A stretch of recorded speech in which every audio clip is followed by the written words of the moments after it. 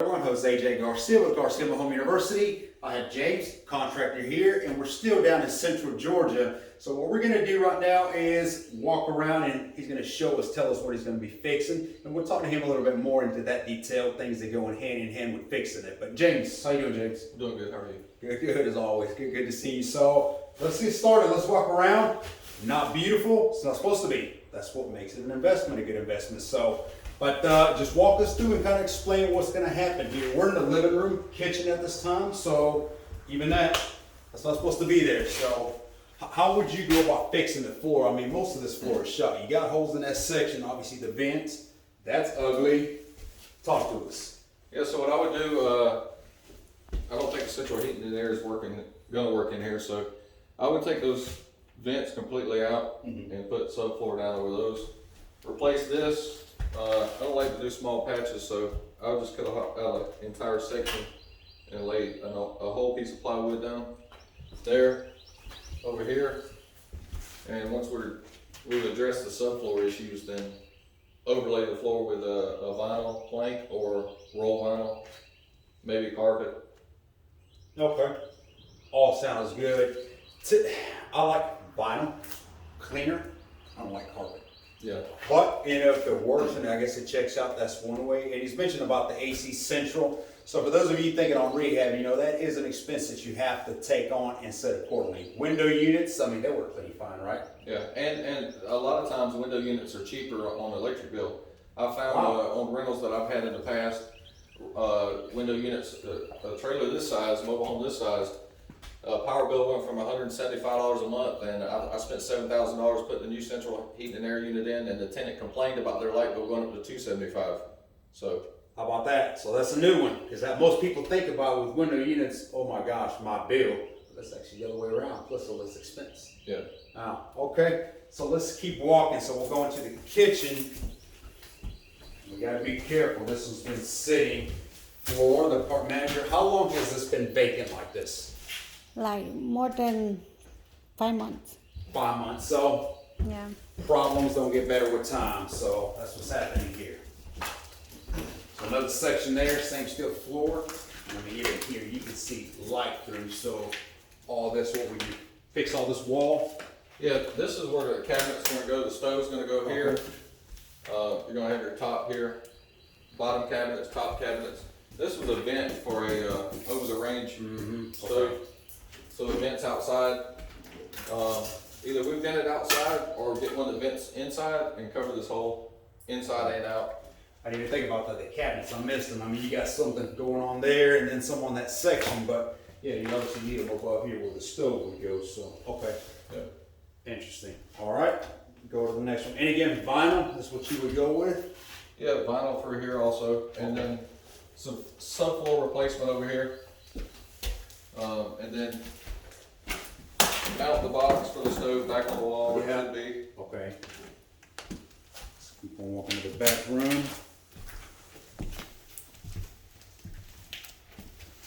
What do you think here in the laundry section? So this is probably where the water damage occurred, Okay. in this area. But So finding the problem Laundry. first, obviously. You want to fix this, actually damaging, right? And a lot of people I've seen many times, and I mean, to me, this is common sense. If your roof is leaking, you have no business fixing floors. yeah, or the wall. Yeah, because you have continued water, like, come on. Yeah, exactly. So, and I want to point out this is something you ideally would use. This is about the only plywood I use, that thickness. And Yeah, 3/4 inch plywood, Yeah. and I use if I'm doing a large area. This isn't a lot of replacement in the living room, so it really doesn't matter about using tongue and groove. But if I was replacing the entire living room, I would use tongue and groove. Okay. And what I like to do when I replace subfloor is put liquid nail on each joist, floor joist. Okay. And if you've ever been into a house and you hear the squeaking noise, Yeah. that's what it's from. So I use liquid nail and screws when I do subfloor replacement. And that, Tips. You're hearing this, so good stuff. But yeah, this is good. That other stuff with particle board. Don't use particle board. Do they sell particle board? oh yeah, Got it. And this is what it is right here. You got to mix your sections. This is exactly how you don't fix the floor. You start putting sections. Because if you look at one plywood sheet, and James will tell you, I mean, it's a lot easier, right? They just come in and put sheets than this nonsense happening here. This is gonna give. Surprised it's even still solid, but that ain't no good. Yeah. So I would never ever think about doing something like, I mean, this is more work for me. Yeah. Doing all these small pieces than it would for me to replace one entire sheet. Yeah, what is it, about 3 sheets? You got a whole bedroom finished? Each sheet's 32 square foot. Yeah, there you go. And then the water heater, obviously you mentioned that's leaking, you think. Is that from the bottom or you think it's the actual water heater? I haven't really looked at it yet. Okay. But when I came in here initially, then I heard water in there. Yeah. So most likely that doesn't work anymore. Don't go cheap when you're trying to get water heaters and don't get used one. So I've tried.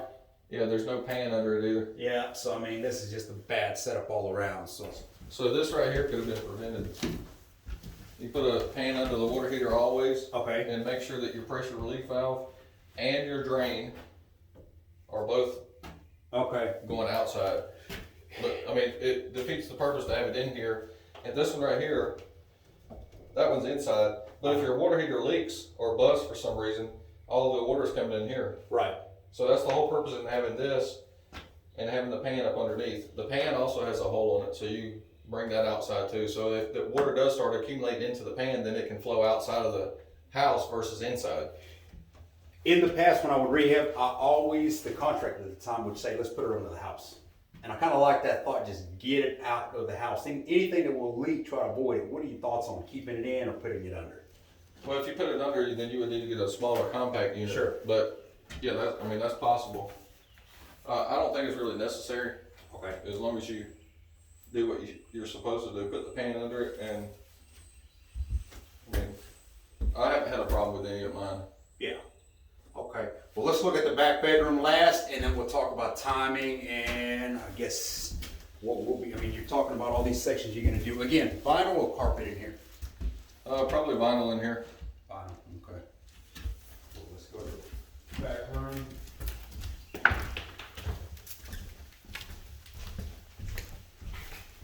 We're going to try to solve this. Yeah, may work. Looks like it works. Floor, if you want to get that room, I mean, that is exactly what particle board does. It gets wet, it swells up like a piece of foam. I mean, I don't know why they use particle. I never understood that. It's half the price of plywood, so. Is that what it is? Yeah. It's about going cheap. Yeah, but I mean, you know, when you think of the damages, and now this is actually somewhat betterly done. I mean, at least they use a whole sheet here. Yeah. I don't know why they did this here and then another one, but again, you see how that's so much easier to just lay sheets versus trying to piece and crop. Yeah, it's more sturdy. Mm-hmm. Right here they missed the floor. They overlaid the floor joist by about 5 inches, so there's no support under there. Yep. So when they get ready to put another piece here, you know. Yeah. And you always want to stagger your subfloor, so you don't ever want to put 2 joints together. So like if this was a larger room, then you can see what I'm talking about. But Yeah. like this, I wouldn't put the same one here or over there. You want to stagger them. So you want to put a whole piece, half piece, whole piece. Ah, no, what does that do? That keeps, because wood, if it swells from moisture, Mhm. you know, heat, cold, then it starts blowing up. Okay. And when you use tongue and groove, you lock it in, so it keeps it from blowing up. Okay. Interesting.